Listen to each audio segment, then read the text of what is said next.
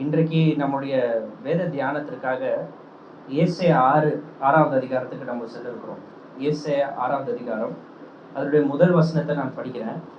உசியா ராஜா மரணம் அடைந்த வருஷத்தில் ஆண்டவர் உயரமும் உன்னதமுமான சிங்காசனத்தின் மேல் வீற்றிருக்க கண்டேன். அவருடைய வஸ்திர தொங்கலால் தேவாலயம் நிறைந்திருந்தது. இந்த வசனத்திற்குள்ளாக செல்வதற்கு முன்பதாக இந்த பகுதியினுடைய பின்னணியை நாம் கொஞ்ச நேரம் தியானிச்சுட்டு அதுக்கப்புறம் இந்த வசனத்துக்குள்ள நம்ம போகலாம். யூதேயா வரலாற்றில் அதிகமான வருஷம் அரசாண்ட ஒரு ராஜா தான் உசியா ராஜா. கிட்டத்தட்ட 52 வருஷங்கள் உசியா ராஜா யூதா தேசத்தின் மேல அதிகாரம் செய்தார். உசியா ராஜா அதிகாரம் செலுத்தின வருஷங்களிலே யூதா தேசம் முழுவதும் மிகவும் செழிப்பாய் இருந்தது. அது மட்டுமல்லாமல் ஹிஸ்டாரியன் சொல்றாங்க, உசியா ராஜா ரூல் பண்ணிட்டு இருந்த அந்த சமயத்துல கேனல்ஸ்லாம் அவர் போட்டாராம். கேனல் சிஸ்டம்லாம் அவர் இது பண்ணார். வாய்க்கால்கள், அந்த நாட்டை யூதா தேசத்தை அவர் ரொம்பவும் டெவலப் பண்ணார்.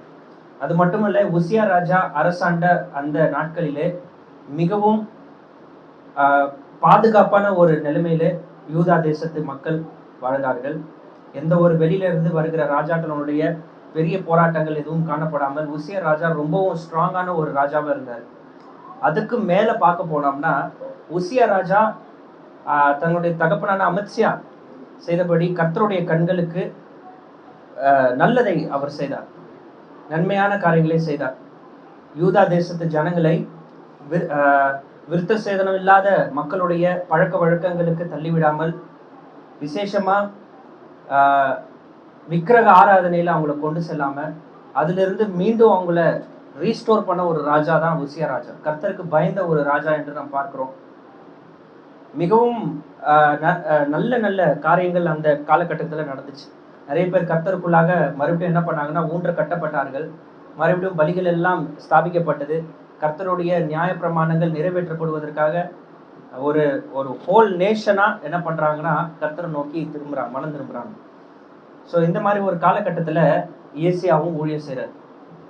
இப்போ உசியா ராஜா தன்னுடைய எப்படி இறந்தாருன்றது உங்க எல்லாருக்குமே தெரியும் இல்லையா? ராஜா என்கிற அந்த திமிரோடு தேவாலயத்தில் பிரவேசித்து கர்த்தர் வெறும் தன்னுடைய ஆசாரியர்கள் மட்டும் தூபம் காட்ட வேண்டிய தூப கலசத்தை துணிகரமாய் எடுத்து தான் ராஜா என்ன வேணாலும் செய்ய முடியும் என்று சொல்லி என்ன பண்ணாருன்னா, அந்த தூபம் காட்டுறதுனால கர்த்தர் அவர் அடிக்கிறாரு. அடிச்ச உடனே கிட்டத்தட்ட அவர் எப்படி இறந்தாருன்றது உங்க எல்லாருக்குமே தெரியும். இப்போ அந்த உசியா ராஜா இறந்த உடனே வெறும்னே யூதா தேசத்து மக்கள் மட்டுமல்ல, தேவனுடைய ஊழியராகிய அந்த ஏசியா கூட எப்படி இருக்கிறாருன்னா, இப்போ நம்பிக்கை இழந்தவராய் அடுத்து நம்ம என்ன பண்ண போறோம் அப்படின்றதே தெரியாம ஒரு பதட்டமான ஒரு சூழ்நிலையில, வெறும் ஏசியா மட்டும் இல்ல, முழு தேசத்து குடிகளுமே அங்க எப்படி இருக்கிறாங்கன்னா, ஒரு பதட்டத்திலையும் ஒரு பயத்திலையும் இருக்கிற ஒரு சூழ்நிலை தான். எந்த ஒரு நம்பிக்கையுமே இதுக்கப்புறம் எப்படி என்ன ஆகுமோ, யாரு சிங்காசனத்துல உட்காருவாங்க, யாரு நம்ம மேல அதிகாரம் செலுத்துவாங்க அப்படின்ற ஒரு தயக்கத்தோட வெறும் யூதா குடிகள் மாத்திரமல்ல, ஏசியாவும் கூட அவர் என்ன பண்றாருன்னா பார்த்துட்டு இருக்கிறாரு. ஏன்னா இந்த 52 வருஷத்துல இவர் வெறும்னே இந்த யூதா தேசத்தை முன்னேற்றது மாத்திரமல்ல, கர்த்தருக்கு பயந்த ஒரு ராஜாவா இருந்தாரு. ஆனா யாங்க எல்லாருமே நம்பிக்கையா பார்த்துட்டு இருந்த ஒரு மனுஷன் கடைசியா இப்படி ஒரு சாவை அவரு கர்த்தருக்கு பயப்படாம பெருமைனால விழுந்துட்டாரே அப்படின்னு சொல்லக்கூடிய ஒரு நம்பிக்கை இல்லாத ஒரு சூழ்நிலை ஏசியா கூட இருந்திருக்க கூடும். அநேக நேரத்துல நம்மளுடைய இந்த கிறிஸ்துவ வட்டாரத்துல நம்ம கண்ணோக்கி பார்க்கறதுக்கு சில நல்ல விட்னஸஸ், டெஸ்டிமனிஸ் இல்லை. நம்ம நல்லா நம்பிட்டு இருந்த ஒரு பிரதரை பார்த்து, இவர் தான் என்னுடைய ஆவிக்குரிய நிலைமையில ஒரு பெரிய இன்ஸ்பிரேஷன் அப்படின்னு நம்ம பார்த்துருக்க கூடும். ஆனா கடைசியில் அவரு கூட நெருங்கி பழகிறப்போ, இவர் இப்படிப்பட்டவரா அப்படின்னு சொல்லி அவர்னால நீங்க ஒருவேளை டிஸ்கரேஜ் ஆகி கூட இருக்கலாம். பிரியமானவர்களே, இதே மாதிரி ஒரு சூழ்நிலை தான் ஏசியாவும் அந்த இடத்துல இருக்கிறது நம்மளால பார்க்க முடியும். ஆனா இந்த மாதிரி ஒரு சூழ்நிலையில அடுத்து என்ன பிளான் அப்படின்னு சொல்லி கர்த்தர் தனக்கு வச்சிருந்த அந்த பிளானை வெளிப்படுத்தாம, ஆண்டவர் இந்த இடத்துல அடுத்து எந்த ராஜா ஆளுகை செய்வார் என்பதை வெளிப்படுத்தாம, உயரமும் உன்னதமான சிங்காசனத்தில் வீற்றிருக்கிற அந்த ஒரு மகத்துவமான ஒரு மகிமையை கர்த்தர் இங்க ஏசியாவுக்கு வெளிப்படுத்துறதை நம்மளால பார்க்க முடியும். இயேசு கிறிஸ்துவனுடைய கடவுளுடைய மகிமையை காண தெரிந்த ஒரு மனிதன் தன்னுடைய வாழ்க்கையினுடைய எல்லா கட்டத்திலும் அவனுடைய பார்க்கக்கூடிய அந்த பார்வையானது மாறி போகக்கூடும். நாம் ஒவ்வொரு நாளும் ஆண்டவரையுடைய மகிமையை நாம் இப்போ கண்ணார காணல, ஆனா வேதத்தினுடைய வார்த்தையினால் அவருடைய மகிமையை பார்த்து பார்த்து அவரை போலவே மாறி போவதற்காக நாம் அழைக்கப்பட்டிருக்கிறோம். பிரியமானவர்களே, தேவனுடைய மகிமையை நாம் எவ்வாறு புரிந்து கொண்டுகிறோம் என்பதை குறித்து நாம் இன்றைக்கு சிந்திக்க இருக்கிறோம். இப்போ இந்த அதிகாரத்துக்கு முன்பதாக கிட்டத்தட்ட 5 அதிகாரங்கள் ஏசாயா தீர்க்க தரிசனம் சொல்லியிருக்கிறாரு. இந்த தீர்க்க தரிசனங்கள் எல்லாம் அவர் அழைப்பில்லாம சொல்லியிருப்பாரு. 5 அதிகாரத்துக்குள்ள அவர் என்ன பண்ணி ஊழியம் செஞ்சிருக்கிறாரு இல்லையா? தீர்க்க தரிசனங்கள் எல்லாம் சொல்லியிருக்கிறாரு. ஆனா மறுபடியும் 6வது அதிகாரத்துல ஒரு புதிய அழைப்பு அவருக்கு வருது. யார் என் நிமித்தமா என் காரியமா போவார்? அப்ப இதுக்கு முன்னாடி அழைப்பில்லாமே அவர் ஊழியம் செஞ்சாராங்க அப்படின்ற கேள்வி வருது. பிரியமானவர்களே, இது எல்லாத்தையும் மனதில் வைத்தவர்களா இந்த ஒரு பகுதியை நம்ம ஒவ்வொரு வசனமா எடுத்து நம்ம என்ன பண்ண போறோம்னா கொஞ்சம் தியானிக்க போறோம்.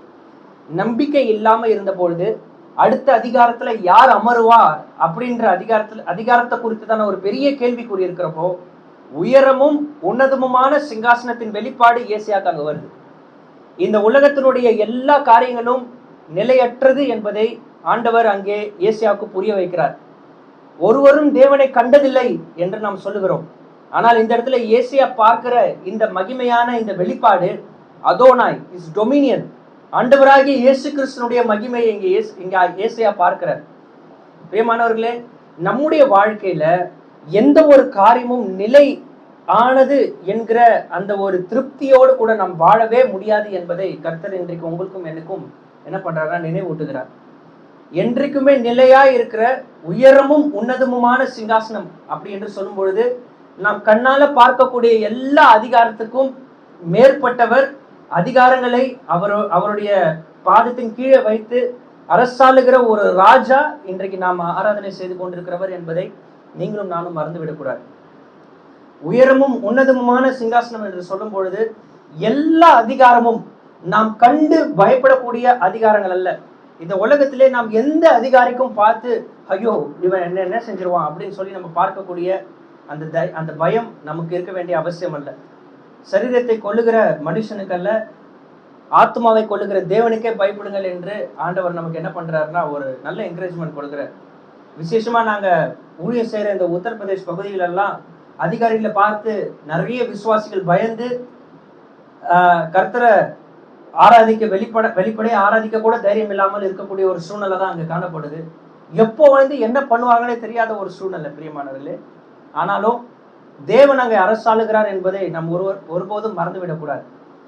எங்களுடைய மாமனார் இதே போல அவங்க ஒரு சபை கூடுறாங்க. அங்கே நான் இருக்கிற இடத்துல இருந்து ஒரு 800 கிலோமீட்டர்ஸ் தூரத்தில் இருக்கிறாங்க. அங்கே ஒரு நாள் இப்படி ஆராதிச்சுட்டு இருக்கிறப்போ திடீர்னு உள்ள ஒரு 5-6 பேர் போலீஸ் பாதுகாப்போடு என்ன பண்ணுறாங்கன்னா, நீங்கள் எவ்வளோ தைரியம் இருந்தால் எங்கள் இடத்துல என்ன பண்ணுறீங்க, இந்த மாதிரி வேற்று மதத்தை பரப்புறீங்க அப்படின்னு சொல்லி எல்லார் கண்ணுக்கு முன்பதாக அவர் என்ன பண்ணுறாங்கன்னா அரெஸ்ட் பண்ணிட்டு கொண்டு போகிறாங்க. அப்போ போகிறப்ப என்ன நடக்குதுன்னா, அங்கே இருக்கிற எல்லாருமே விசுவாசிங்க எல்லாருமே ஏஞ்சி நின்று என்ன சொல்கிறாங்கன்னா, இவர் எங்களை மதம் மாத்தல, நாங்கள் இந்த கடவுள் யாருன்று தெரிஞ்சுக்கிட்டு நாங்கள் வாலண்டியராக இவரை நாங்கள் கும்பிட்றோம், யாருமே எங்களை என்ன பண்ணல வற்புறுத்தலை அப்படின்னு சொல்லவும் அந்த அதிகாரிகளும் அவங்க எல்லாருமே மக்களின் சின்ன பசங்களை கூட விடாம அடிக்க வந்த சூழ்நிலை. இப்போ இதெல்லாம் பார்க்கிறப்போ இதுக்கப்புறம் என்ன நம்பிக்கை, இந்த மாதிரி ஒரு காரியமா அப்படின்னு சொல்லி பண்ணது எல்லாமே அநீதி. கொண்டு போய் என்ன பண்ணாங்கன்னா 1.5 வாரம் கிட்ட சென்ட்ரல் ஜெயில வச்சு என்னென்ன துன்புறுத்த முடியுமோ எல்லா வகையிலையும் அவர் என்ன பண்ணாங்கன்னா துன்புறுத்தினாங்க. வார்த்தையினால அடிக்காத குறைதான், மற்றபடி என்னென்னலாம் பண்ண முடியுமோ ஆயுள் தண்டனை கைதிகளோட கூட அவரை உட்கார வச்சு என்னென்னலாம் பண்ண முடியும் பண்ணாங்க. வெளியில இருந்து பாக்குறப்போ இது எப்படி தெரிஞ்சதுன்னா, இந்த ஊழியம் முடிஞ்சிருச்சு, இதோட எந்த நம்பிக்கையும் இல்லை அப்படின்னு நம்மளுக்கு தெரிஞ்சது. ஆனா பிரியமானவர்களே, அவர் ஆண்டவர் உள்ள ஜெயில கொண்டு போனது காரணம் என்ன தெரியுமா? அங்க இருந்த எல்லா கைதிகளுக்கும் ஒரு நாள் விடாம முழு நாளும் சுவிசேஷ கூட்டங்கள் உள்ள நடந்துச்சு. எங்கெல்லாம் உட்காந்தாங்களோ இவர் பேசுறப்போ என்ன பேசுறாரு அப்படின்னு சொல்லி பக்கத்துல ஒரு 4-5 பேர் உட்கார்றவங்க அப்படி உட்காந்து ஒரு வாரம் முழுக்க என்ன ஆயிடுச்சுன்னா, கிட்டத்தட்ட முழு ஜெயில இருக்கிற எல்லா கைதிகளுக்கும் 80 பேர் ஒரு ரூம்ல இருக்கிறாங்க. அத்தனை பேருக்கு என்ன ஆயிடுச்சுன்னா சுவிசேஷம் போயிடுச்சு. அப்போ பிரியமானவர்களே, நாம யோசிக்கிற நம்பிக்கை இல்லாத அந்த காலகட்டங்கள், சூழ்நிலைகள் நம்முடைய கண்ணுக்கு தெரியும் பொழுது, உயரமும் உன்னதமுமான அசையாத சிங்காசனத்தில் அமர்ந்திருக்கிற ராஜா அவருடைய சித்தத்தை அவர் நிறைவேற்றி கொண்டேதான் இருக்கிறார். பிரியமானவர்களே, நம்முடைய வாழ்க்கையில எல்லாமே நிலையற்றது. ஆனால் ஆண்டவர் ஒருவரே, இயேசுவானவருடைய அதிகாரம் ஒன்றே நிலையானது என்கிற அந்த அறிவுக்குள்ளாக நாம் ஒவ்வொரு நாளுமே வாழ வேண்டியது நம்முடைய அவசியமா இருக்குது. ஏன்னா நம்ம ஈஸியா கர்த்தருடைய அதிகாரத்தை விட்டுட்டு என்னுடைய பலத்துல நான் வாழ முடியும் என்று சொல்லி நம்ம வாழக்கூடியவர்கள். we are easily prone towards that. நம்ம சொந்த பலத்தினால என்னால இந்த வாழ்க்கையை வாழ முடியும், என்னோட அதிகாரத்துல தான், என்னுடைய பலத்துல தான், என்னுடைய சக்தியில தான், என்னுடைய ஞானத்துல தான் நான் வாழ்ந்துட்டு இருக்கிறேன் அப்படின்னு சொல்லி ஈஸியா நம்ம என்ன பண்ணிட முடியும்னா, இந்த கிறிஸ்துவ வாழ்க்கை நம்மளால வாழ முடியும், இல்லை இந்த உலகத்துல நம்மளால் வாழ முடியும். என்னை அல்லாமல் உங்களால் ஒன்றும் செய்யக்கூடாது என்று சொன்ன அந்த ஆண்டவருடைய சிங்காசனத்தை, அவருடைய அதிகாரத்தை ஒவ்வொரு நாளும் புரிந்தவர்களாய் நாம் வாழ வேண்டியது அவசியமா இருக்குது. ஆண்டவரே, இன்றைக்கு நீர் சிங்காசனத்தில் அமர்ந்திருக்கிறீர், உம்முடைய அதிகாரம் என்னுடைய வாழ்க்கையில் இருக்கட்டும். நீர் ஆளுகை செய்யாத ஒரு இடம் கூட என்னுடைய வாழ்க்கையில் இருக்க வேண்டாம் ஆண்டவரே. என்னுடைய இருதயத்துல நீர் சிங்காசனத்தில் அமராமல் வேறு எதுவுமே இந்த சிங்காசனத்தில் அமர வேண்டாம் என்று சொல்லக்கூடிய அப்படிப்பட்ட ஒப்பு கொடுக்கப்பட்ட வாழ்க்கைக்காக ஆண்டவர் உங்களையும் என்னையும் அழைக்கிறார். பிரியமானவர்களே, எந்தெந்த இடங்கள் உங்களுடைய இருதயத்துல இன்றும் ஆண்டவர் அதிகாரம் செய்யாமல், கர்த்தாவே இந்த இடத்த மட்டும் நான் அதிகாரம் செலுத்துகிறேன், மற்ற இடத்துல நீங்க அதிகாரம் செலுத்துக்கோங்க அப்படின்னு சொல்லி பாகு பிரிச்சு நம்ம எந்தெந்த விஷயங்களை நம்மளுடைய இருதயத்திலையும் நம்மளுடைய வாழ்க்கையை அனுபவித்துக் கொண்டிருக்கிறோம். ஆண்டவர் உயரும் உன்னதமான சிங்காசனத்தின் மேல் வீற்றிருக்க கண்டேன். அவருடைய வஸ்திர தொங்கலால் தேவாலயம் நிறைந்திருந்தது. இது என்ன அர்த்தங்க? வஸ்திர தொங்கலால் தேவாலயம் நிறைந்திருந்தது. இந்த வஸ்திர தொங்கல் என்று பார்க்கும் பொழுது பிரியமானவர்களே, இது எதை காண்பிக்கிறது? தேவாலயம் நிறைந்தது அப்படின்னு பார்க்கிறோம் நம்ம. இந்த தேவாலயம் சொர்க்கத்தின் ஆலயமா இருக்குது. ஃபுல்லா அவருடைய வஸ்திரத்தின் தொங்கல் என்ன பண்ணுதுன்னா நிரம்பி இருக்குது. வெளிப்படுத்தின விசேஷத்துல ஆண்டவராக இயேசு கிறிஸ்துனுடைய மகிமை நிறைவேற்றப்போ அங்கே என்னன்னா ஒரு வஸ்திர தொங்கல். ஆனா அது வந்து ஆசாரியனுடைய வஸ்திரத்தை தரித்து ஆண்டவர் நமக்காக மத்தியஸ்தர வேலையை செய்கிறார் என்றது அந்த ஒரு சித்திரத்திலே வெளிப்படுத்தப்பட்டிருக்குது. ஆனா இங்க பார்க்கும்பொழுது அவருடைய வஸ்திரத்தின் தொங்கல்கள் முழு தேவாலயத்தை நிரப்பிச்சு அப்படின்னு பார்க்கிறோம். இது நான் புரிய வைக்கிறதுக்கு ஒரு சின்ன இல்லுஸ்ட்ரேஷன் கொடுக்குறேன். பழைய காலத்துல ராஜாக்கள் ராணிகள்லாம் அந்த இடத்த ஆண்டுட்டு இருந்தப்போ அவங்களாம் எப்பயாவது தான் வெளில வருவாங்க இல்லையா? வருஷத்துல ஒரு தடவை, இல்லை அவங்களெல்லாம் வெளில பார்க்கறதே ரேர். சம்டைம்ஸ் அவங்களாம் வெளில வரப்போ எப்படி வருவாங்கன்னா, நீளமான துணிகள் உடைமைகளை போட்டுக்கொண்டு வெளில வருவாங்க. பின்னாடி ஒரு 2-3 பேர் என்ன பண்ணுவாங்கன்னா அதை கையில ஏந்திக்கிட்டு அவங்களோட வஸ்திர தொங்கலை மட்டுமே கையில பிடிச்சிட்டு என்ன பண்ணுவாங்கன்னா அப்படியே பின்னாடி போவாங்க. அது எதை காட்டுறது தெரியுமா? யார் இந்த மாதிரி நீளமான துணிகள் போடுறாங்களோ அவங்க எல்லாருமே அநேக வஸ்துக்களுக்கு சொந்தக்காரர்கள் அப்படின்றது அர்த்தம். அதாவது யாருக்கு அதிகமான சொத்து இருக்கோ, புரியுதுங்களா? யார் அதிகமான பவர், எப்படின்னா மணிலையும் சொத்து சம்பத்து யாருக்கு அதிகமா இருக்குதோ அவங்க எப்படி போடுவாங்க தெரியுமா? துணிகள் நீளமான துணிகள் போடுவாங்க. எப்பயாவது யோசிச்சிருக்கீங்களா? அது மாதிரி யாராவது பாத்துறீங்களா? அது மாதிரி நீளமான துணி இப்பெல்லாம் பார்க்க முடியும் அப்படியா?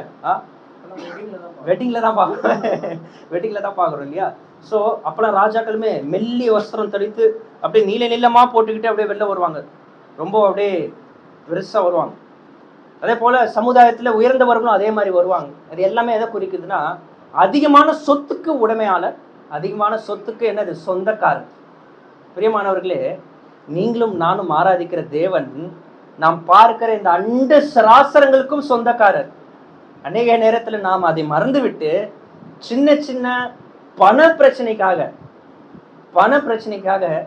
நம்ம என்ன பண்ணிடுறோம் தெரியுமா? நம்மளுடைய வாழ்க்கையே, நம்மளுடைய நேரத்தையும் எல்லாத்தையும் என்ன பண்ணிடணும், அப்படியே தானமா கொடுத்துடுறோம் இல்லையா? அநேக நேரத்துல நம்ம என்ன யோசிக்கிறோம், ஐயோ இந்த பிரச்சனை நான் எப்படி ஹேண்டில் பண்ண போறேன். பிரியமானவர்களே, எந்த ஆண்டவரை நீங்கள் ஆராதிக்கிறீர்களோ அவர் யார் தெரியுமா? இந்த உலகத்தையும் மண்ட சாசனம் நம்ம பார்க்க முடியாத எல்லாத்துக்குமே அவர் தான் என்னன்னா சொந்தக்காரர். அவர் தான் ஓனரே. அவர் கூட நீங்க ஆளுகை செய்வதற்கு அவரோட பிள்ளைகள் என்று உங்களுக்கு ஸ்தானத்தை வர கொடுத்து வச்சிருக்கிறார் இல்லையா? ஒரு ஊர்ல எம்எல்ஏவோட பையனுக்கே உள்ள என்ன பண்ணுவான், அப்படியே பெருசா அப்படியே என்ன பண்ணுவாரு, ஒரு பந்தாவோட வெளில வருவாரு. பிரியமானவர்களே, நம்ம ஒரு வேளை சின்ன சின்ன வீடுகளுக்குள்ள வாழ்ந்து கொண்டிருக்கலாம், இல்ல நான் ஒரு சொசைட்டில பெரிய ஆள் இல்லைன்ற இந்த மாதிரிலாம் ஒரு சிந்தனை நம்ம கிறிஸ்துவ வட்டாரத்துல இருக்குதுன்றதான் துக்கத்துக்கான காரியமே. என்னென்ன விஷயத்தெல்லாம் கவலைப்படுறோம்னு சொல்லி எழுதி வச்சுங்களேன். கௌரவமா என்னால வாழ முடியல, 4 பேருக்கு முன்னாடி நிமிர்ந்து நிற்க முடியல, என்னது இன்னும் வீடு கட்டாம இருக்கிறேன், இன்னும் கார் வாங்காம இருக்கிறேன், இதுக்கெல்லாம் இன்னும் நீங்க கஷ்டப்பட்டிருந்தீங்கன்னா உங்களை விட பரிதாபிக்கப்பட்டவர்கள் யாருமே இல்லை பிரியமானவர்களே. ஏனென்றால் உங்களுக்காக வைக்கப்பட்டிருக்கிற சொத்துக்களையும் உங்களை ஆளுகிற அந்த ராஜா யார் என்கிற அந்த அறிவு உங்களுக்கு இருந்துச்சு வச்சுங்களேன், இந்த விஷயத்துக்கு நம்ம கவலைப்படுவோம், வரவே மாட்டோம். சாட்சியாக ஒரு விஷயத்தை நான் சொல்லுகிறேன்.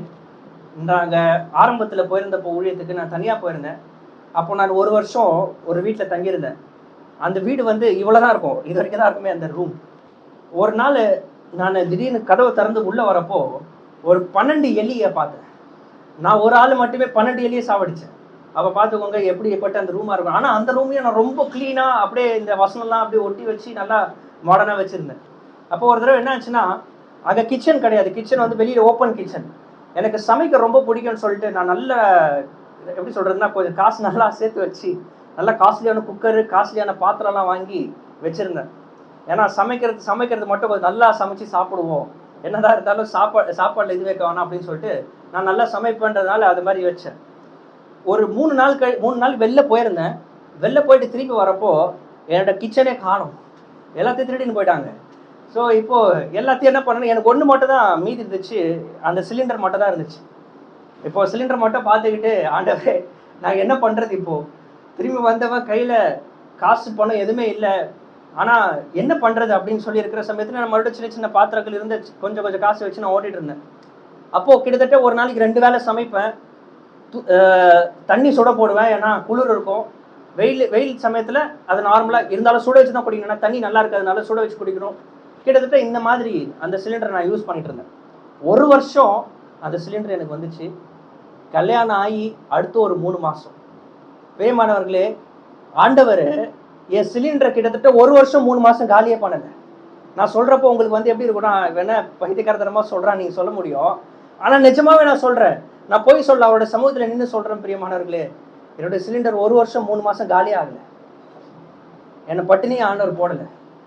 ஆண்டவருடைய சித்தத்துக்காக தாங்களே விற்று போட்ட ஒவ்வொருவரையும், அவருடைய ப்ரொவிஷனுக்காக எப்போதுமே காத்துட்டு இருக்கிற ஒவ்வொருவரையும் ஆண்டவர் என்னைக்குமே என்ன பண்ண மாட்டார் தெரியுமா, வெட்கப்படுத்த விடவே மாட்டார். இன்றைக்கும் ஆண்டவர் அற்புதங்களை செய்கிறாரா? நிச்சயமா செய்யறாரு. அற்புதம் சொல்றப்ப நம்மளுக்கு கொஞ்சம் லைட்டா ஒரு மாதிரி கூச்சமா இருக்கு, ஏன்னா பெந்தேகோஸ்தே இவங்க அற்புதம் சொல்றாங்க அப்படின்ட்டு நம்மளுக்கு என்ன ஆயிடுதுன்னா கொஞ்சம் கூச்சமாயிடுது. அப்படி இல்லைங்க, உண்மையாக நான் என்ன சொல்றேன்னா, ஆண்டவர் உங்களுடைய வாழ்க்கையை அனுபவிக்க நீங்க முற்படுங்க. முழுமையாக ஆண்டவர் நான் உங்களை தான் நம்ப போறேன் அப்படின்னு விற்று போட்ட யாருமே என்ன பண்ண போறது இல்லைன்னா, ஆண்டவர் வெட்கப்படுத்த விட மாட்டார். இந்த மாதிரி சில அனுபவங்கள் எல்லா ஊழியர்களுடைய வாழ்க்கையிலும் ஒன்று இருக்குங்க, நிச்சயமா இருக்கும்.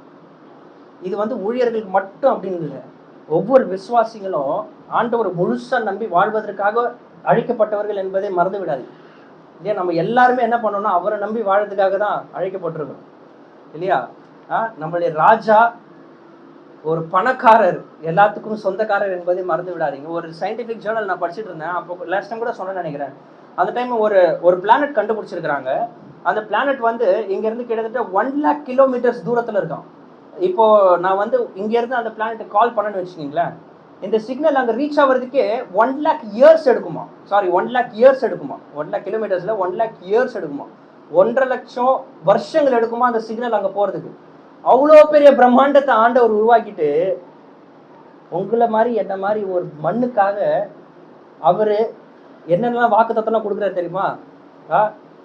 இந்த தாய் உன்னை கைவிட்டாலும் தந்தை உன்னை கேட்டாலும் உன்னை நான் கைவிட மாட்டேன், உன் மண்டையிலேருந்து ஒரு முடி கூட கீழே விழாது, ஏன்னா 2 சிட்டுக்குருவியோடைய அந்த வேல்யூ போனாலும் உன்னோட வேல்யூ போகாது.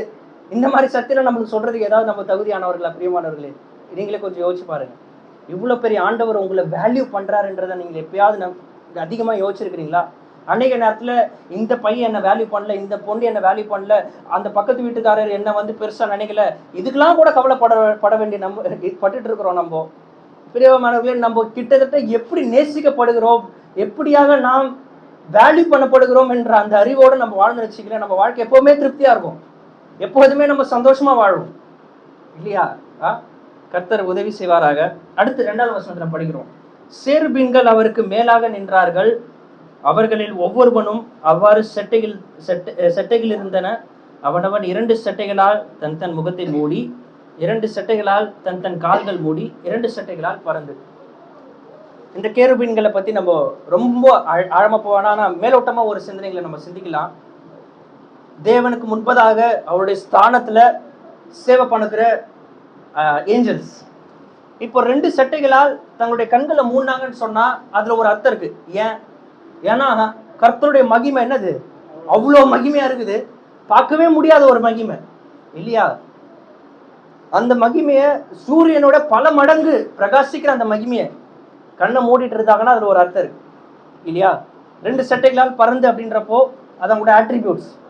ஆனா 2 செட்டைகளால் தன்னுடைய கால்களை மூடினார்கள் அப்படின்னு நம்ம பாக்குறப்போ அது எதை குறிக்குது? இதுக்கு அநேக விளக்க உரைகள்ல கமெண்டேட்டர்ஸ் நிறைய சொல்றாங்க. ஆனா ஆர்சி ஸ்ப்ரவுல் என்று சொல்லக்கூடிய ஒருத்தர் இந்த காட்ஸ் ஹோலினஸை பத்தி அதிகமா பேசியிருக்கிறார். அவர் சொல்றப்போ ஒரு விளக்கத்தை இந்த மாதிரி கொடுத்தாரு. ஏஞ்சல்ஸ்க்குமே நம்மள மாதிரி உங்களை மாதிரி என்ன மாதிரி என்ன இருக்குதுன்னா, ஒரு சுயமா செயல்படக்கூடிய அந்த சுயமிச்சம் இருக்கு இல்லையா? சுயமிச்சா இங்கிலே சொல்லுங்க, சித்தம், சுய சித்தம் இருக்குது.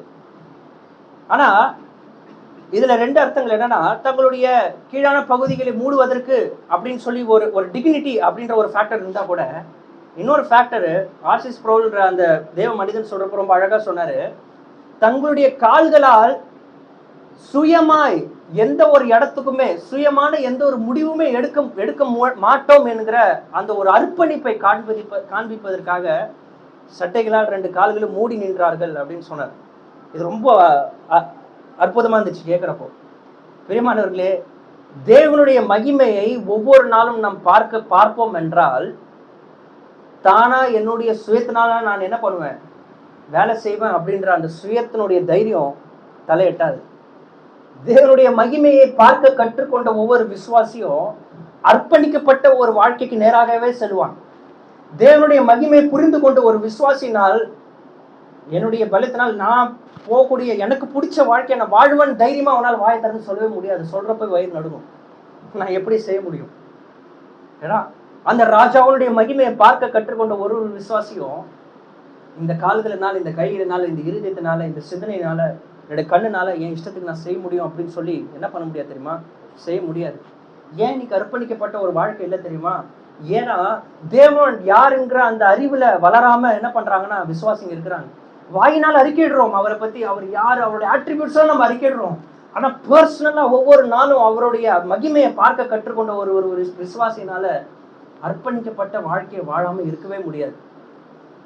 உங்களுடைய வாழ்க்கையில எந்தெந்த இடங்கள் இன்னும் அர்ப்பணிக்கப்படாமல் இருக்கிறது, எந்தெந்த இடங்கள்ல இன்னும் மறைமுகமான பாவங்களிலே நீங்கள் இருக்கிறீர்கள், எந்தெந்த இடங்களில இன்னும் என்னுடைய கொஞ்சம் டைம், என்னுடைய கொஞ்சம் இந்த ஒரு கம்ஃபர்ட் ஜோன் எனக்குன்னு வச்சுக்கிறேன், அந்த பிரைவேட் ஸ்பேஸ், அது என்னோட பிரைவேட் ஸ்பேஸ்.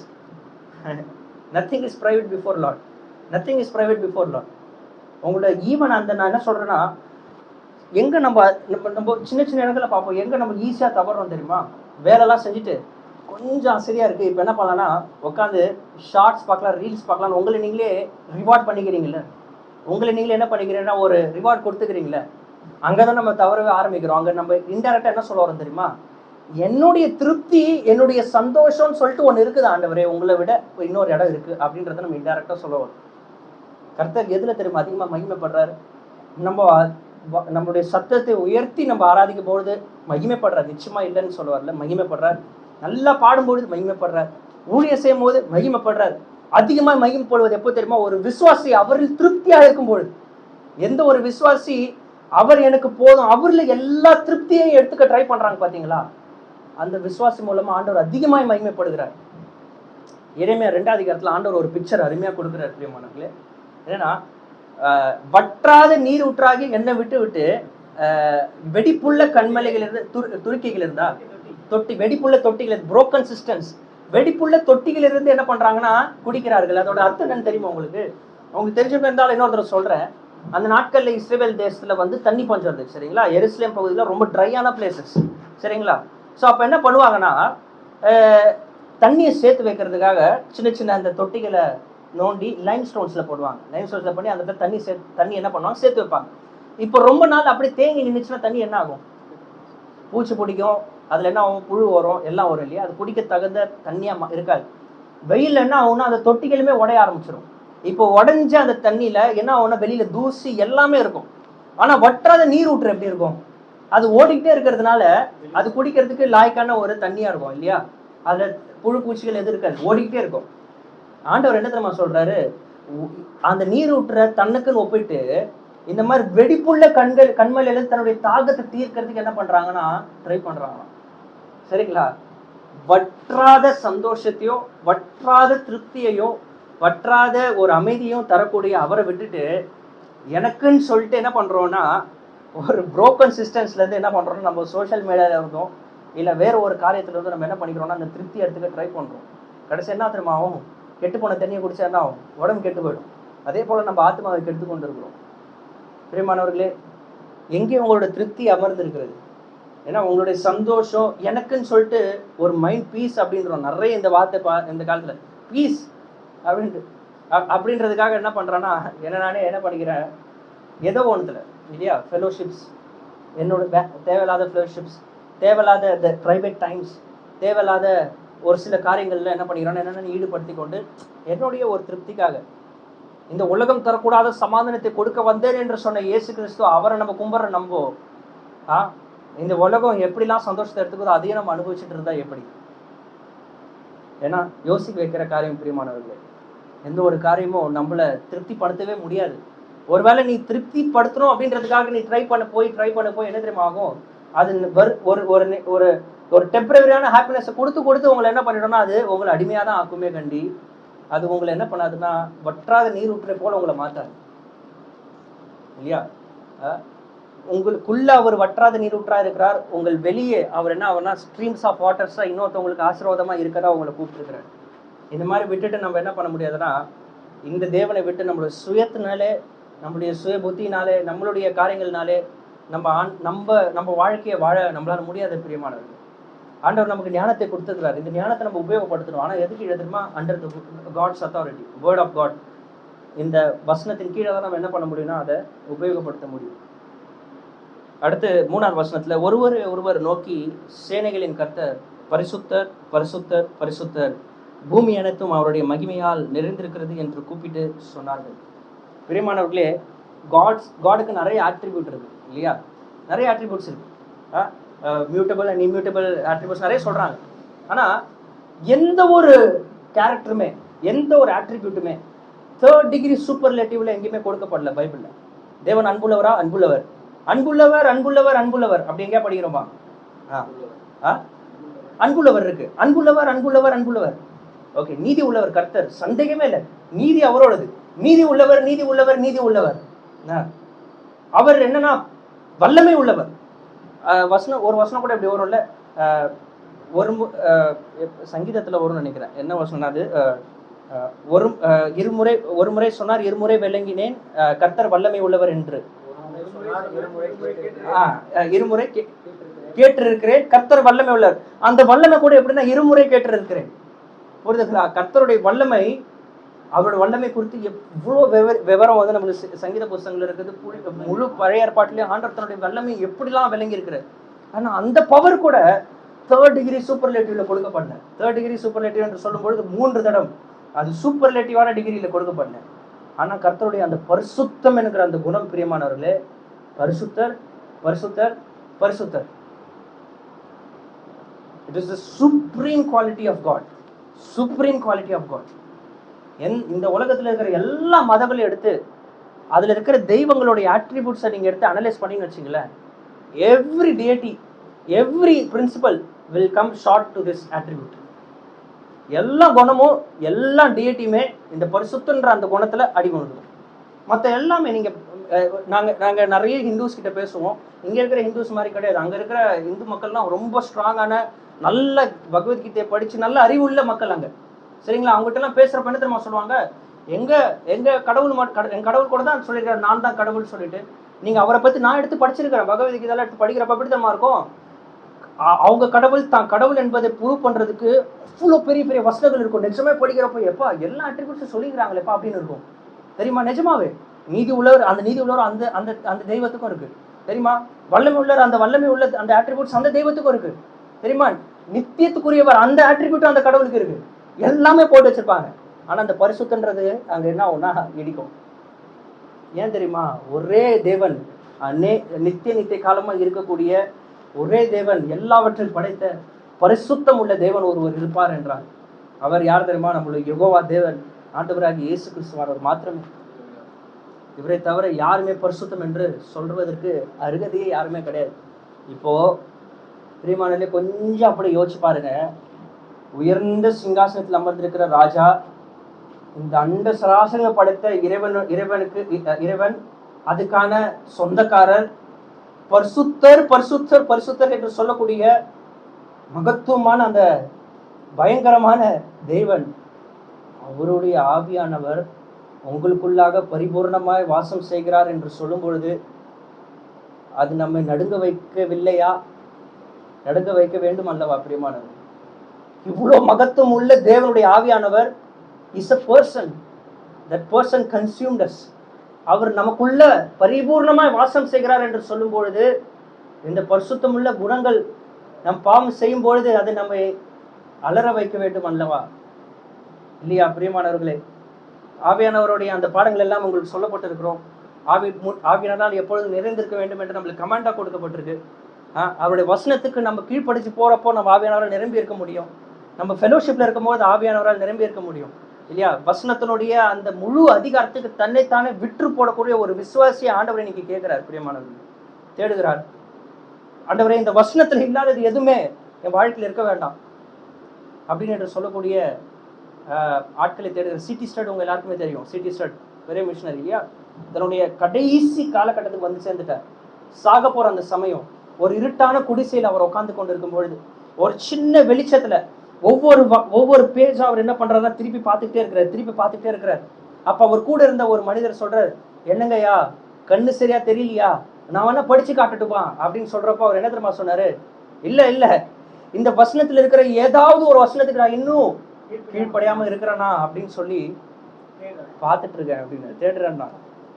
பிரியமானவர்களே, அப்படிப்பட்ட ஆட்கள் எங்க தெரியுமா வர முடியும்? பெரிய பெரிய இடங்கள்ல இருந்து வரணும்னு அவசியம் இல்லை. இந்த சபையில இருந்தும் இங்க இருந்து வர ஆண்டவர் எழுப்புறதுக்கு வல்லமை உள்ளவரா இருக்கிறார். அவருக்கு தேவை என்ன தெரியுமா? Just one committed soul who's completely sold out for the Lord's purpose. கம்ப்ளீட்டா அந்த வசனத்துக்காக என்ன நான் விட்டு போடுறேன் அப்படின்னு சொல்லக்கூடிய ஒரு நபர். அவ்வளவுதான் தேவை. அவர் இந்த உலகத்தை தலைகீழா மாத்திடுவார். பிரியமானவர், ஒரு சின்ன இல்லுஸ்ட்ரேஷன் நான் உங்களுக்கு சொல்ல விருப்பப்படுறேன். என்ன ஆகுதுன்னா, ஒரு பெரிய ப்ராஜெக்ட் வருது இந்த உலகத்துல, சரிங்களா? இது இப்போ ஞாபகம் வந்ததுனால சொல்றேன். இது என்ன காண்பிக்கிறாங்கன்னா, ஆண்டவராக இயேசு கிறிஸ்துக்கு 12 சீஷர்கள் இருந்தாங்க இல்லையா? அப்ப என்ன ஆகுதுன்னா, இப்போ இவங்க 12 சீஷர்களுடைய பெரிய வேலை என்னது? உலகம் எங்கும் போய் சுவிசேஷம் சொல்லணும், டிசைபிள்ஸ் பண்ணணும். இது வந்து அவங்களுக்கு படி கொடுக்கப்பட்ட ஒரு பெரிய என்னது ப்ராஜெக்ட். ஒரு சின்ன இடத்துல இருந்து கலிலியா இருந்து எங்க போறாங்க? உலகம் முழுவதும் போறாங்க. இது வந்து ஒரு பெரிய ப்ராஜெக்ட். இப்போ என்ன பண்றாருன்னா, ஒரு பிரதர் வந்து இப்படி அதை இல்லுஸ்ட்ரேட் பண்றாரு. இந்த ப்ராஜெக்டை ஒரு கம்பெனி எடுக்கிறாங்களாம். கம்பெனி அந்த ப்ராஜெக்ட் பேர் என்னன்னா, உலகம் முழுக்க போய் என்ன பண்ணணும்? காட்ஸ் காசு என்ன பண்ண போறாங்க? பரப்ப போறாங்க. இப்போ என்ன ஆகுதுன்னா, அதுக்கான எம்ப்ளாயிஸ் யாரு? இந்த 12 சீஷர்கள் இல்லையா?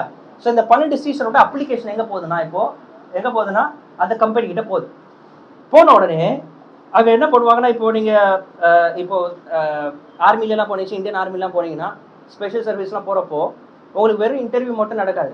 கேரக்டர் பர்சனாலிட்டி டெஸ்ட் நிறைய நடக்கும் இல்லையா? உங்களுடைய ஆள் தத்துவம், இந்த வேலைக்கு தகுதியானவரா, இவருடைய மனநிலை, இவருடைய உடல் பாவனை எல்லாமே இந்த வேலைக்கு தகுதியானவரா இருக்கிறாரா அப்படின்னு சொல்லிட்டு என்ன பண்ணுவாங்க? டெஸ்ட் பண்ணுவாங்க. அதே போல இந்த 12 சீஷர்களுடைய அப்ளிகேஷன் என்ன ஆகுதுன்னா போகுது, சரிங்களா?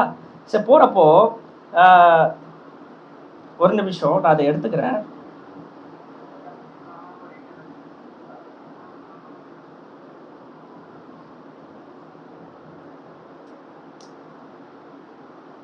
ஒரு நிமிஷம் பிரியமானவர்களே.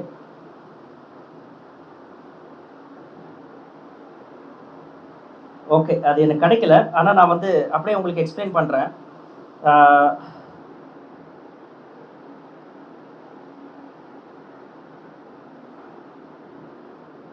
அப்போ என்ன ஆகுதுன்னா, இந்த 12 சீஷரோட அப்ளிகேஷன் போகுது பிரியமானவர்களே.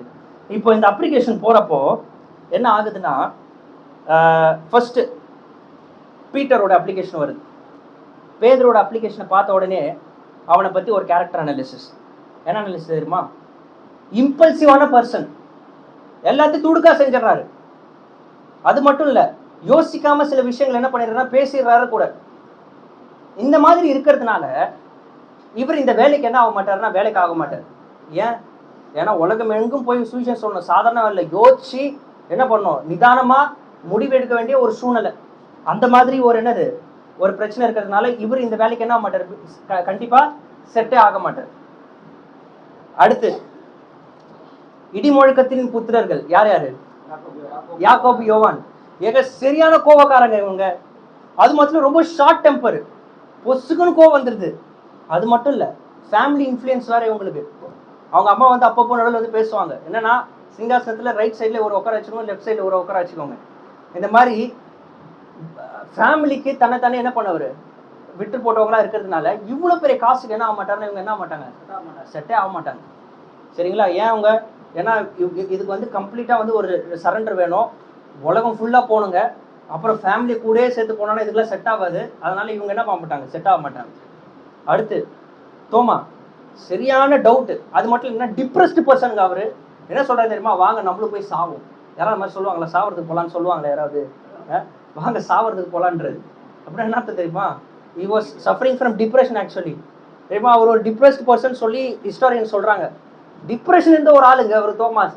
இவரை மாதிரி ஒரு ஆளை வச்சுட்டு என்ன பண்ண முடியும், இந்த வேலைக்கெல்லாம் செட் ஆக மாட்டாரு. சரிங்களா?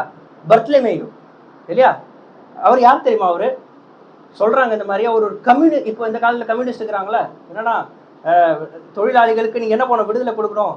அதே மாதிரி அந்த சமயத்துல யூதா தேசத்தை ஆட்சி சேர்ந்த ரோமர் ஆட்சிகளுக்கு எதிர்ப்பு நின்று விடுதலைன்னு சொல்லி அரசியல் பேசிட்டு இருந்த ஒரு மனுஷன். சரிங்களா?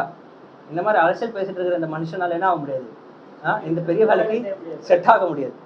மத்தேயு ஏங்க சொந்த ஊர்ல அவருக்கு நல்ல பேர் இல்லைங்க, பிளாக் மார்க் வாங்கி வச்சிருக்கிற எல்லா ஸ்டேஷன்லயும் இல்லையா. அவர் என்ன மாதிரி வரி வசூலிக்கிறார் தெரியுமா? வரி வசூலிப்புல 2 வகையா இருந்தாங்க வரி வசூலிப்பு ஆளுகள். ஒரு வரி வசூலிப்பு நார்மலா போய் வரி வசூலிக்கிறவங்க, இன்னொரு வரி வசூலிப்பு அவங்க எல்லாத்துக்குமே தலைவன். அவங்க என்ன தெரியுமா பண்ணுவாங்க, கொடுமை பண்ணி ஜபர்தஸ்த் பண்ணி அதை வந்து ஃபோர்ஸ் பண்ணி என்ன பண்ணுவாங்கன்னா வட்டி வசூலிப்பாங்க. அதுவும் அவர் எந்த ஃபேமிலில இருந்து வந்தவர் தெரியுமா? மத்தேயு நல்ல ஆவிக்குரிய ஃபேமிலில இருந்து வந்தவர். மத்தேயு வேற பேர் வச்சுக்கிறாங்க அம்மா அப்பா இல்லையா. லேவி வேற இல்ல, எல்லா கட்டளைகளும் சொல்லிய கொடுத்துருக்க மாட்டாங்க. நல்ல கிறிஸ்து குடும்பத்துல இருந்து வந்த ஒரு ஆளு என்ன பண்றாரு, சம்பந்தமே இல்லாத ஒரு இடத்துல போய் என்ன பண்ணிட்டு இருக்கிறாரு, வேலை செஞ்சுட்டு இருக்கிறாரு. இந்த மாதிரி ஒரு ஆள் என்ன பண்ண முடியும் நம்ம? ஏதாவது வாய்ப்பே இல்லைங்க. இவரை தயவு செய்து கூட்டின்னு வராது. இப்படி ஒவ்வொரு சீஷர்களுக்கும் ஒவ்வொரு இது வந்துச்சுங்க. கடைசியா ஒரு ஆள் இருக்காங்க, சரியான ஆள். இதுக்குதான் அவர் பக்கமான ஆள். என்ன தெரியுமா? ஸ்ட்ரைட்டா ஹை அபிஷியல்ஸ் கிட்ட ஒரு கனெக்ஷன்ஸ் இருக்கு. ஏதாவது ஒரு விஷயம்னா ஸ்ட்ரைட் எங்க போவாரு, எம்எல்ஏ கிட்ட போய் பேசுவாரு. இல்ல ஏதாவது ஒரு விஷயம் ஸ்ட்ரைட்டா ஆசாரியர்கள்ட்ட போய் என்ன டிஸ்கஸ் பண்ணுவாரு, டீலிங் வேற பண்ணுவாரு இல்லையா. நான் காட்டி கொடுக்குறேன், 30 வெள்ளி காசு கொடுங்கன்னு சொல்லிட்டு ஸ்ட்ரைட்டா டீல் பண்ணக்கூடிய ஒரு ஆளு. அது மட்டும் இல்ல, இந்த காசை சேர்த்து வச்சிருந்தா என்னத்துக்கு ஏழைகள் ஹெல்ப் பண்ணிருக்கலாமே, போய் இப்படி வேஸ்ட் பண்றீங்களா அப்படின்னு சொல்லிட்டு நல்ல மணி மேனேஜ்மெண்ட் செய்யக்கூடிய ஒரு, இறக்க போன மட்டும் இல்ல மணி மேனேஜ்மெண்ட் வேற செய்யக்கூடிய ஒரு ஆளு. இங்க பாருங்க, உலகம் முழுக்க போய் இந்த வேலையை செய்யணும் இல்லையா. அதுக்கு ஹை அஃபிஷியல்ஸ் கிட்ட நல்லா பேசுற ஒரு கேரக்டர் இருக்குதுங்க, நல்ல குணம். 2வது மணி மேனேஜ்மெண்ட் நல்லா பண்றாரு. இவர் தான் இந்த வேலைக்கு என்னது தகுதியானவங்க அப்படின்னு சொல்லி அப்ரூவ்டுன்னு சொல்லி வெறும் யூதாஸ் காரியத்துக்கு பேர் மட்டும் தான் அப்ரூவல் வந்து நிக்குது. மற்ற 11 பேரும் ரிஜெக்டட். ஓகேவா? அந்த கம்பெனி அனலைஸ் பண்ணிருக்கிறாங்க. இப்ப பிரியமானவர்களே சொல்லுங்க, யாரை வச்சு ஆண்டவர் இந்த உலகத்தை தலைகீழ மாத்தினார்? டிப்ரெஸ்டான ஆளு, அப்புறம் யாரு, முன்கோவக்காரன் இல்லையா, அப்புறம் எப்ப பார்த்தாலுமே அரசியல் பேசுறவங்க, எதுக்குமே என்ன பண்றதுன்னா ஒரு நிலை இல்லாத இம்பல்சிவா செயல்படக்கூடிய ஒரு ஆளு. இப்படிப்பட்ட ஆட்களை வச்சுதான் ஆண்டவர் என்ன பண்றாரு தெரியுமா? இந்த உலகத்தை என்ன பண்றாருன்னா திருப்பி போடுறாரு தலைகீழ. பிரியமானவர்களே, ஒரு நபர் கர்த்தருக்காக தங்களை விற்று போடக்கூடிய ஒரு சகோதரரோ சகோதரியோ வைத்து ஆண்டவர் என்ன வேணா செய்ய முடியும். அதை செய்யறப்போ நீங்க அனுபவிக்கணும் அந்த வாழ்க்கையை. ஐயோ, நீங்க அதை விட்டு வரவே மாட்டீங்க. ஆண்டவர் உங்களை எடுத்து அவர் மகிமை எடுத்துக்கிறார் என்ற அந்த ஒரு ஸ்லாக்கியத்தை நீங்க அனுபவிக்கிறப்போ ஒவ்வொரு நாள் உடஞ்சி உடஞ்சி அதை அனுபவிக்கிறப்போ பிரியமானவர்கள் அப்படிப்பட்ட வாழ்க்கையை விட்டு நீங்க திரும்பி வரவே முடியாது. இப்படிப்பட்ட மகத்துவமான வாழ்க்கையை விட்டுட்டு இன்னும் குடும்ப சண்டை, அக்கம் பக்கத்து சண்டை, பண பிரச்சனை, இதே மாதிரி மற்றவங்கள மாதிரி சொல்லிட்டு இருந்தோம்னு வச்சுங்களேன், நம்மளை விட பரிதபிக்கப்பட்டவர்கள் யாருமே இருக்க முடியும். அடுத்து 4வது வசனம், கூப்பிடுகிறவர்களின் சத்தத்தால் வாசல்களில் நிலைகள் அசைந்தது, ஆலயம் புகையினால் நிறைந்தது. நான் லிவிங் திங், உயிரற்ற நிலைகள் அசைந்தது அவருடைய வார்த்தையினால். உயிரற்ற நிலைகள் அசைந்தது வார்த்தையினால். உயிருள்ள நம்ப அசைய மாட்டோம் வார்த்தையினால். ஒவ்வொரு வாரமும் உயிர் கொடுக்க கத்தி சொல்றாங்க வசனம், அசைய மாட்டாங்கப்பா, ஒரு மாற்றமும் வர மாட்டேங்குது வாழ்க்கையில் அப்படின்றாங்க சில பேர் இல்லையா. அவர் பேசினப்போ நிலைகள் அசைந்துச்சான், உயிரில்லாத அந்த ஜீவன்கள் அசைந்தது. பிரியமானவர்களே, நம்ம இன்னும் அசையாம கடினம் உள்ளவர்களா இருப்பீர்கள் என்றால் ஆண்டவர் இடத்துல நீங்க அழ வேண்டியது முதல் என்ன தெரியுமா? ஆண்டவரே, நறுங்குண்ட இருதயத்தை எனக்கு தாரும், உணர்வுள்ள இருதயத்தை தாரும், பாவத்தை குறித்ததான உணர்வுள்ள இருதயத்தை தாரும், உம்முடைய வசனத்தை குறித்ததான உணர்வுள்ள இருதயத்தை தாரும், உண்மை குறித்ததான உணர்வுள்ள இருதயத்தை தாரும். நான் பாவம் செய்யும் பொழுது ஆண்டவரே அதில் நான் திருப்தியா இல்லாமல் என்னை பாதுகாத்துக் கொள்ளும். இந்த பாவம் என்னை உடைக்கட்டும் ஆண்டவரே. உம்முடைய சித்தத்தை செய்யாமல் நான் என்னுடைய சுய வாழ்க்கையில் வாழ்ந்து கொண்டிருக்கிற இந்த காரியங்கள் என்னை உடைக்கட்டும். இந்த மாதிரி ஜபங்களோட அவருடைய சமூகத்துல செல்ல வேண்டியதுக்கு நம்ம வேண்டியதா இருக்குது. வயசாயிடுச்சு, இதுக்கப்புறம் என்ன பண்ண போறதுன்னா பேசின உட்காந்துருக்கூடாது. இதெல்லாமே சாக்கு போக்கு இல்லையா? இது கேஎஃப்சியோட ஸ்டோரி உங்களுக்கு தெரியல, எவ்வளோ வயசாகி அதுக்கப்புறம் பிஸ்னஸ் பண்ண ஒரு உலகத்தார் அப்படி யோசிக்கும் பொழுது, வயசாகி பலனற்ற உங்களையும் வைத்து ஆண்டவர் என்ன தெரியுமா பண்ண முடியும்? பெரிய காரியங்களையும் செய்ய முடியும். இந்த காரியத்தை நான் முன்ன வந்தப்போ கூட சொன்னேன்னு நினைக்கிறேன். ஊட்டியில தான், நம்ம ஊட்டியில நீங்க மலைகள்லாம் போனீங்கன்னு வச்சிங்கன்னா அங்கே இன்னமும் ட்ரைபல் பீப்புள்ஸ் இருக்கிறாங்க. இன்னமும் வந்து இந்த புல்கோடா, கோண்டா, இந்த இருளர்கள், இந்த பகுதியெல்லாம் இன்னும் இருக்குது. அந்த மாதிரி ஒரு கிராமத்துக்கு நாங்கள் போயிருந்தோம். ரொம்ப ஹைட்ல ஒரு நல்ல ஒரு எப்படி சொல்றதுன்னா ஒரு திக்கான கிராமம். அங்கே போயிருந்தப்போ நாங்கள் வரோம்னு சொல்லிட்டு அந்த கிராமத்தில் இருக்கிறவங்க எல்லாமே வெளில வந்துட்டாங்க. ஆல்மோஸ்ட் வெளில வந்து பார்க்குறாங்க. அப்போ ஒரு பிரதர் என்கிட்ட சொன்னார், பிரதர் அங்கே பாருங்க, அங்கே ஒரு லேடி இருக்கிறாங்களா, அவங்கள நீங்கள் நோட் பண்ணிக்கோங்க அப்படின்னாங்க. சரி, எதுக்கு சொல்கிறாங்கன்னு சொல்லிட்டு நான் அவங்களை நோட் பண்ணி வச்சுட்டேன். அப்புறம் என்ன தெரியுமா சொன்னாங்க? அந்த லேடி வெறும் 7ஆம் கிளாஸ் தான் படிச்சிருக்கிறாங்க, ஃபெயிலு. சரிங்களா, 7ஆம் கிளாஸ் படித்து அதுக்கப்புறம் ட்ராப் அவுட். அவங்க வயசாகி நிற்கிறாங்க. ஒரு மாதிரி பார்த்தாலே அவங்களுக்கு எப்படி இருக்குன்னா எல்லா நோயும் அவங்ககிட்ட தான் இருக்கும் போல அப்படின்ற மாதிரி இருக்குது. அவங்க இடத்துல சொன்னாங்க, தன்னுடைய பாஷையில இந்த வேதத்தை அவங்க மொழிபெயர்த்துட்டு இருக்கிறாங்க. பிரதர், நம்பவே முடியல என்னால. தன்னுடைய பாஷையில அவங்க ஒரு பாஷை பேசுறாங்க, ஆனா தமிழை வச்சுதான் அவங்க எழுதுறாங்க. ஸ்கிரிப்ட் இல்லாதனால தமிழை வச்சுதான் எழுதுறாங்க, ஆனா அவங்களுடைய பாஷையில எழுதுறாங்க. அந்த பாஷைக்கான டிரான்ஸ்லேஷனுக்கு அவங்க தான் உதவி செஞ்சுட்டு இருக்கிறாங்க, அவங்க தான் பண்ணிட்டு இருக்கிறாங்க அப்படின்னு சொன்னாங்க. பிரியமானவர்களே, அதுக்கப்புறம் அவங்களுக்கு இருக்க போற முழு ஜென்ரேஷனுக்குமே வேதம் ஒரு பலவீனமான ஒரு வயசான ஒரு சகோதரி மூலமா அங்க போயிட்டு இருக்கு. நம்ம சாக்கு போக்க சொல்றதுக்கு இடமே கிடையாது. பிரியமானவர்களே, கர்த்தரை யாரையும் எடுத்து உபயோகப்படுத்த முடியுமானால் தேவை என்ன தெரியுமா? அர்ப்பணிக்கப்பட்ட தேவனுடைய மகிமையை பார்க்க கற்றுக்கொண்ட ஒரு விசுவாசி மாத்திரமே ஆண்டவருக்கு தேவை. இதை மட்டும் நீங்க பார்க்க கத்துக்கிட்டுன்னு வச்சுங்களேன், ஆண்டவருடைய மகிமை இப்ப கண்ணாடியில காணுகிற விதமா நம்ம பார்த்துட்டு இருக்கோம். ஒரு நாள் நேரா பார்க்க போறோம், ஆனா அந்த கண்ணாடியில காணுகிற விதமா பார்க்கிற அந்த ஒரு விஷயத்தாச்சும் உருப்படியா செய்வோம். ஒவ்வொரு நாளும் வேத வசனத்தை பார்க்கும்பொழுது, ஆண்டவரே உம்முடைய மகிமை எனக்கு காண்பியும், ஆண்டவரே உண்மை எனக்கு காட்டுங்க, தயவு செய்து உண்மை எனக்கு காட்டுங்க. அப்படி பார்க்க கற்றுக்கொண்ட ஒவ்வொரு விசுவாசம் ஒவ்வொரு நாள் பரிசுத்தத்திலையும் அவருடைய பிரச்சனத்தை அனுபவிக்கக்கூடிய ஒவ்வொரு விசுவாசம் மாறுவான். கொஞ்சம் யோசிச்சு பாருங்க, நீ வட்டாத நீர் ஊற்றாகி அந்த ஆவியானவர் உங்களுடைய இருதயத்துல பரிபூர்ணமா வாசல் செய்யறாரு. நிஜமாக உங்களால் அனுபவிக்க முடியாத கேள்வி கேட்டு பாருங்களேன். நிஜமாவே am I really experiencing the presence of Holy Spirit in my life? Really am I experiencing the presence of God? நிஜமாவே ஆண்டவருடைய இந்த பிரச்சனத்தை அனுபவிச்சுட்டு இருக்கிறேன் நான் உண்மையாவே, இல்ல பேச்சுல அனுபவிச்சுட்டு இருக்கிறோமா? நிஜமாவே இட்ஸ் a reality. நிஜமாக அவருடைய சமூகத்தினுடைய ஆனந்தத்தை நம்மளால அனுபவிக்க முடியும். ஆனா கேர்லெஸ்ஸா இருக்கிற யாருக்குமே அந்த சமூகத்தினுடைய ஆனந்தத்தை ஆண்டவர் கொடுக்க மாட்டார்.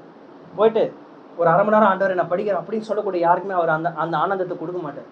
ஆண்டவர் எனக்கு இப்போ எந்த வேலையும் முக்கியம் இல்லை, இப்போ உங்களுடைய இந்த பிரச்சனை எனக்கு வேணும், எப்படியாவது கொடுங்கன்னு சொல்லி ஏங்குகிற அந்த ரியலா கேட்குற ஒவ்வொரு ஹார்ட்டை மட்டும் தான் அவர் ஆதரிச்சு என்ன பண்ணுவார்னா ஆதர் பண்ணி, அதாவது ரெஸ்பெக்ட் பண்ணி அந்த பிரச்சனத்தை கொடுப்பார். Lord want make you to experience his presence when you are careless. கேர்லெஸ்ஸாக இருக்கிற எந்த ஒரு ஜபத்தையும் ஆண்டவர் என்ன பண்ணுறது தெரியுமா? கேட்கறது இல்லை. கேர்லெஸ்ஸாக பண்ணுற ஜபம் ஆண்டவர் தேவையில்லைங்க. ஆனால் ஒரு வார்த்தை நிஜமாவே மன உடஞ்சி பண்ணுற ஒரு ஜபம் போதும், ஆண்டவர் கண்டிப்பாக கேட்பார். சம்டைம்ஸ் அந்த வேர்ட்ஸ் கூட தேவையில்லை, நம்மளுடைய கண்ணீரே போதும். அதெல்லாமே இருக்குது. ஆனால் கேர்லெஸ்ஸான ஜபம் கிடையாது. கேர்லெஸ்ஸாக பண்ணக்கூடிய அந்த மெடிடேஷன்ஸ், கேர்லெஸ்ஸாக பண்ணக்கூடிய ப்ரேயர் ஆண்டவருக்கு அருவருப்பு. பண்ணாதீங்க தயவுசெய்து. இவ்வளோ பெரிய ஆண்டவர் இதை பார்த்து ஏசியாவோட ரெஸ்பான்ஸ் என்ன தெரியுமா? இப்போ இதை பார்த்து ஏசியாவோட ரெஸ்பான்ஸ் எப்படி ஆகுது பாருங்க. அப்பொழுது நான் ஐயோ அதமானேன், நான் அசுத்த உதடுகள் உள்ள மனுஷன், அசுத்த உதடுகள் உள்ள ஜனங்களின் நடுவிலே வாசமாக இருக்கிறவன், சேனைகளின் கர்த்தராகிய ராஜாவை என் கண்கள் கண்டதே என்றான். ஆண்டவருடைய மகிமையை பார்த்த உடனே தன்னுடைய பாவம் என்ன ஆயிடுச்சு தெரிஞ்சிச்சு. இதுக்கு முன்னாடி வரைக்கும் 5 அதிகாரத்துல நீங்க எல்லாருமே மனம் திரும்பணும், நீங்க எல்லாருமே ஆண்டவர்கிட்ட தூரமா போயிட்டீங்க, விக்கிரக ஆராதனை செய்றீங்கன்னு மத்தவங்க பாவத்தெல்லாம் சுத்தி காட்டிட்டு இருந்த ஏசையா ஆண்டவருடைய தீர்க்க தரிசனம் சொன்னார். ஆனா இங்க எதை நம்ம பாக்குறாரு? அசுத்த மனிதரோட வாழுகிற மனுஷன் நானு அப்படின்னு சொல்லி என்ன பண்றாருன்னா அந்த பெர்ஸ்பெக்டிவே மாறிடுச்சு இல்லையா? பெர்ஸ்பெக்டிவே மாறிடுச்சு. அதுக்கு முன்னாடி வரைக்கும் அவரோட தீர்க்க தரிசனம் என்ன தெரியுமா? அதுக்கு முன்னாடி வரைக்கும் அசுத்த உதடுள்ள மனுஷர்கள் இவங்க, அசுத்த உதடுள்ள ஜனங்கள் இவங்க அப்படின்னு சொல்லிட்டு இருந்தவர், அது மத்தியில் வாசம் சரி நான் தான் அசுத்தம் அப்படின்னு சொல்லி தன்னுடைய பாவத்தை உணரக்கூடிய ஒரு இருதயத்தை நம்ம அங்கே பார்க்கிறோம். தேவனுடைய மகிமையை பார்க்க கற்றுக்கொண்ட ஒவ்வொரு விசுவாசியும் they can't be careless regarding their sins. அவங்களுடைய பாவத்தை குறித்து அவங்களுடைய நிலைமை குறித்து அவங்களால என்னவா இருக்க முடியாது தெரியுமா? கேர்லெஸ்ஸாக இருக்கவே முடியாது. அவங்க அதை குறித்து என்ன பண்ணுவாங்க தெரியுமா? அலறுவார்கள். இந்த பாவம் என் கூட இருக்கக்கூடாது. எதிர்ப்பா சொல்றாங்க நிறைய பேர், இந்த கில்ட்டை விட்டுருங்க, கில்ட்லாம் இருக்கக்கூடாதுங்க. நிஜமாவே சொல்ற, B guilty for your since. தயவு செய்து நீங்க செய்யற பாவம் எவ்வளவு கொடுமையானது அப்படின்றத உணர்ந்து ஆண்டவருடைய சமூகத்துக்கு போங்க. இதெல்லாம் பார்த்தோடனே அப்பொழுது சேராபீன்களின் ஒருவன் பலிபீடத்திலிருந்து தன் கையிலே பிடித்த குருட்டால் ஒரு நெருப்பை தழலை எடுத்து என்னிடத்தில் பறந்து. பலிபீடத்திலிருந்து நம்ம சுத்திகரிக்க பலிபீடத்தினுடைய ரத்தமும் நெருப்பும் நமக்கு அவசியம். பிரியமானவர்கள், நம்ம சுத்திகரிக்க என்ன தெரியுமா வேணும்? we need blood and fire. blood and fire. ஆவியானவருடைய வார்த்தையும் ஆவியானவரும் நமக்கு தேவை நம்மை சுத்திகரிக்க. ஒருவேளை இதுவரை இந்த சுத்திகரிப்பின் அனுபவத்தை பெறாமல் இருப்பீர்கள் என்றால் இன்றைக்கே நீங்கள் வீட்டுக்கு சென்று, ஆண்டவரே என்னை உங்களுடைய ரத்தத்தினாலே சுத்திகரி, நீர் என்னை சுற்றி கட்டிருக்கிறீர். ஆண்டவரை நம்புகிற ஒவ்வொருவருக்கும் அவங்களுடைய பாவங்களை ஆண்டவர் என்ன பண்ணிட்டாருன்னா கழுவி சுத்திகரிச்சிட்டார். அதை அக்னாலேஜ் பண்ணுங்க. போய் ஆண்டவருடைய ரத்தம் என்ன பண்ணட்டும், சுத்தப்படுத்துகிறோம் ஆண்டவர் அப்படின்னு சொல்லக்கூடிய இந்த காரியத்தை நாம் செய்வோம். தேவனுடைய மகிமையை பார்க்க கற்றுக்கொள்வோம். பிரியமானவர்களே, தேவனுடைய மகிமை பார்க்க கற்றுக்கொண்ட ஒவ்வொரு விசுவாசிகளும் அவங்க இதுக்கப்புறம் எப்படி தெரியுமா இருக்க மாட்டாங்க? இதோ நான் போகிறேன்னு ஆயிடுவான். புரியுதுங்களா? அவங்க என்ன ஆக முடியாதுன்னா அப்படியே உட்காந்துருக்க முடியாது. அதுக்கப்புறம் எப்படி தெரியுமா ஆயிடுவாங்க? இதோ நான் போறேன், உங்க காசுக்காக என்னை விட்டு போடுறேன் அப்படின்னு தான். அதான் ரெஸ்பான்ஸ் ஆகிடும். தேவனுடைய மகிமையில நிறைந்திருக்கிற ஒவ்வொரு ஆளையும் சபைக்கு வாரத்தில் ஒரு நாள் வந்துட்டு போற மாதிரி இருக்க முடியாது. சபை கொடுத்ததான பாரம் வந்துடும். ஐயோ இந்த விசுவாசியை நான் சந்திக்கணுன்ற பாரம் வந்துடும் இல்லையா? இந்த சபைக்குரிய ஊழியத்துல பாரம் வரும். தன்னுடைய இந்த ஸ்பிரிச்சுவல் கிஃப்ட்ஸை யூஸ் பண்ணுன்ற என்ன ஆயிடும்னா பாரம் வர ஆரம்பிச்சிடும். You can't be a casual Christian for ever. ஆண்டோட மகிமை பார்க்க கற்றுக்கிட்டீங்கன்னா எப்படி தெரியுமா ஆயிடும்? You will get again commission. மறுபடியும் என்ன பண்ணிடுவீங்கன்னா மறுபடியும் அர்ப்பணிக்கப்பட்ட அந்த வாழ்க்கைக்கு என்ன பண்ணிடுவீங்கன்னா தள்ளப்பட்டுருவீங்க. ஏன் உங்க வாழ்க்கையில இன்னும் சுவிசேஷத்தை குறித்ததான ஆத்ம பாரம் இல்லாம இருக்கு தெரியுமா? ஏன் சபை குறித்ததான பாரம் இன்னும் இல்லாம இருக்கு தெரியுமா? ஏன்னா இன்னும் நீங்க ஆண்டோடைய மகிமையை புரிஞ்சிக்கல, பார்க்கல, இன்னும் என்கவுண்டர் பண்ணல. பர்சனலா ஆண்டோடைய மகிமையை புரிந்து கொள்ள வேண்டிய சூழ்நிலை நீங்க இருக்கிறீங்க. இந்த சபையானது வெறும் ஜோஷுவா அண்ணா இருக்கிறாரு, வருவாரு, பார்த்துப்பாரு, அது கிடையாதுங்க. அது கிடையாது. அந்த கொஞ்சத்திலே உண்மை உள்ளவன்றப்ப அந்த கொஞ்சம் தான் உங்களோட ரெஸ்பான்சிபிலிட்டி. அந்த கொஞ்சம் எதுவோ அதை சந்தோஷமா நம்ம செய்ய வேண்டிய சூழ்நிலை இருக்கிறோம் இல்லையா? மனப்பூர்வமாய் கர்த்தருக்கு என்று இந்த சபையை ஒன்றாய் கட்டுவோம் இல்லையா? ஒரு ஆள் மேல என்ன எல்லா இதுவும் ரெஸ்பான்சிபிலிட்டி வைக்க முடியாது இல்லை. இது எல்லாமே உங்களோட ஒவ்வொருவருடைய ரெஸ்பான்சிபிலிட்டி. இது சபை என்னன்னா, இது என்னுடைய சபை, இது கர்த்தருடைய சபை, இதுல என்னுடைய பங்கு சரியா முழுசும் இருக்கப்போ ஒரு ஃபிங்கர் மட்டும் வேலை செய்யணும்னா என்னங்க ஆயிடும்? ஒரு ஃபிங்கர் மட்டும் பேரலைஸ் ஆயிடுச்சுன்னா என்ன ஆயிடும்? ஒண்ணுமே பண்ண முடியாது. அதே மாதிரி இருக்கும் போது எப்படி இருக்க முடியும்? ஒவ்வொருத்தவங்களுக்கும் there is a role to play. அதுக்காக ஆண்டவர்கிட்ட போய் நம்ம கெஞ்சும், ஆண்டவரே நான் என்ன பண்ணணும்? இந்த சபையில என்னை எதற்காக வைத்திருக்கிறீங்க? இந்த சபையில என்னுடைய பங்கு என்ன ஆண்டவரே? என்னுடைய பங்கு என்ன?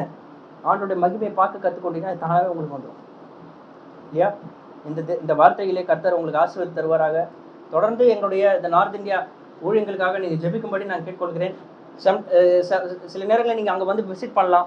ஒரு வாரத்துக்கு 2 வாரத்துக்கு அந்த மாதிரி வரப்போ அங்கே இருக்கிற காரியங்களை நீங்கள் நேரில் பார்த்து நீங்கள் அதுக்காக இன்னும் பாரம் போட்டு ஜெபிக்க கர்த்தர் உங்களுக்கு உதவி செய்வாராக.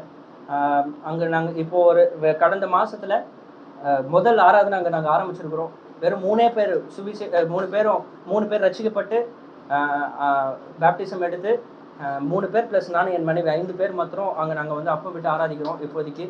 இன்னொரு ஆண்டருக்கு மகிமை உண்டாவதாக. இன்னொரு இடங்களிலையும் ஒரு சில கூட்டத்தார் இருக்கிறாங்க, அவங்களுக்குமே ஞானஸ்தானம் கொடுத்து சபை ஆரம்பிக்கணும். ஆனால் ரொம்ப தூரத்தில் இருக்கிறாங்க.